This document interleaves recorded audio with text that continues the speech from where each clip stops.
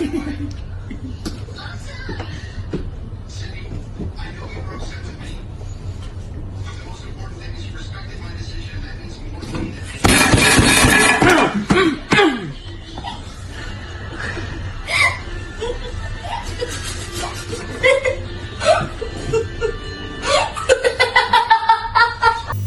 SS news में आप सभी का स्वागत है। मैं हूं अंजलि। तो चलिए एक नजर डालते हैं आज की कुछ ताजा खबरों पर।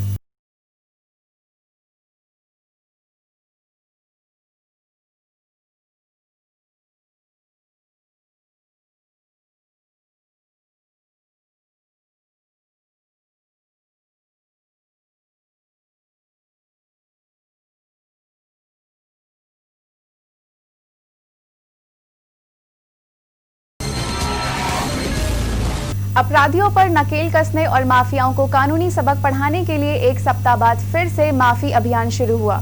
अभियान की शुरुआत में 2 कुख्यात अपराधियों के मकान जमींदोज किए गए। दोनों ही अपराधी केंद्रीय जेल भैरूगढ़ में बंद हैं। चिमनगंज मंडी और खाराकुआं थाना क्षेत्र के हिस्ट्री शीटर बदमाश सुनील गुप्ता उर्फ छन्ना मकबूल पिता याकूब के अवैध बने मकान दुकान को पुलिस प्रशासन व निगम की संयुक्त टीम ने जमींदोज कर दिया। सुनील पर जिले के अलग अलग थानों में करीब 26 से अधिक अपराध पंजीबद्ध हैं। मकबूल पर 14 मामले दर्ज हैं। सप्ताह भर बाद दोबारा शुरू हुई कार्यवाही में दूसरे दिन यह चौथा मकान चिन्हित किया गया था। दरअसल प्रदेश के मुख्यमंत्री शिवराज सिंह चौहान की मंशा अनुरूप प्रदेश में गुंडे माफियाओं मिलावटखोरों के विरुद्ध ताबड़तोड़ कार्यवाही की जा रही है, जिसमें उज्जैन जिला पहली पायदान पर है। कार्रवाई का ग्राफ दिखाई जाए तो रोज किसी बड़े अपराधी के अवैध बने मकान दुकान को जमींदोज किया जा रहा है। इसी कड़ी में कुख्यात अपराधी सुनील उर्फ छन्ना पर गाज गिरी है। सुनील पर 26 से अधिक अपराध पंजीबद्ध हैं, जिसमें गांजा तस्करी, अड़ीबाजी, घर में घुसकर मारपीट करना और एनडीपीएस के मामले भी हैं। निगम और पुलिस की संयुक्त टीम ने थाना चिमनगंज क्षेत्र के तिरुपति एवेन्यू में बने सुनील के 3 मंजिला मकान को ध्वस्त कर दिया। इसके बाद निगम और पुलिस प्रशासन की टीम थाना खाराकुआं पहुंची। यहां थाने की निगरानी सुधा बदमाश मकबूल बाबुल के घर और दुकान पर कार्यवाही की गई। मकबूल के विरुद्ध गांजा, शराब तस्करी, अवैध शस्त्र, गुंडागर्दी जैसे संगीन अपराध दर्ज हैं। जिला प्रशासन, पुलिस प्रशासन, नगर निगम द्वारा संयुक्त कार्रवाई की जा रही है। गुंडा अभियान विरोध के तहत ये कार्रवाई शुरू की गई है। सुनील छन्ना उर्फ सुनील गुप्ता ये गांजा तस्कर है। इसके विरुद्ध 26 से ज्यादा अपराध पंजीबद्ध है, जिसके अंदर एनडीपीएस एक्ट है, हत्या का प्रयास है, जुआ, सट्टा, अड़ीबाजी। आज अवैध निर्माण पर कार्रवाई की जा रही है। गिरफ्तारी जो भी लिस्ट है उसके अकॉर्डिंगली टेक्निकल वेरिफिकेशन के बाद कार्रवाई की जाती है। कार्रवाई की जाएगी जब रेत, गिट्टी, मोरम की अवैध ढलाई में पकड़े गए वाहनों को प्रशासनिक अमले ने राजसात कर चाबी नगर निगम अमले को थमाई है। राजसात किए गए वाहनों से उज्जैन नगर निगम का कामकाज निपटाया जाएगा। नगर निगम को मिले वाहनों से सरकारी खजाने का बोझ भी कम होगा। हर माह 15 लाख रुपए से अधिक की बचत होगी। अवैध उत्खनन और परिवहन के उपयोग में आने वाले वाहन अब नगर निगम के कार्यों में लगाए जाएंगे। खनिज विभाग व जिला प्रशासन की टीम द्वारा जब्त कर राजसात किए गए जेसीबी व डंपर सहित 16 वाहन रविवार को नगर निगम को सौंप दिए गए, जिनमें 2 जेसीबी व 5 डंपर तथा ट्रैक्टर ट्रॉली है। अब इन वाहनों का उपयोग निगम करेगा। इससे निगम को हर माह 15,75,000 रुपए की भाड़े के रूप में बचत होगी।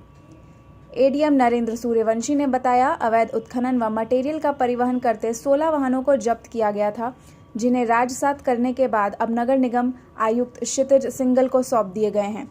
निगम को किराए पर वाहन नहीं लेने पड़ेंगे। उन्होंने बताया कि अवैध परिवहनकर्ताओं से मध्य प्रदेश गौण खनिज नियम 1996 के प्रावधानों के तहत पिछले दिनों 16 वाहन राजसात किए गए थे।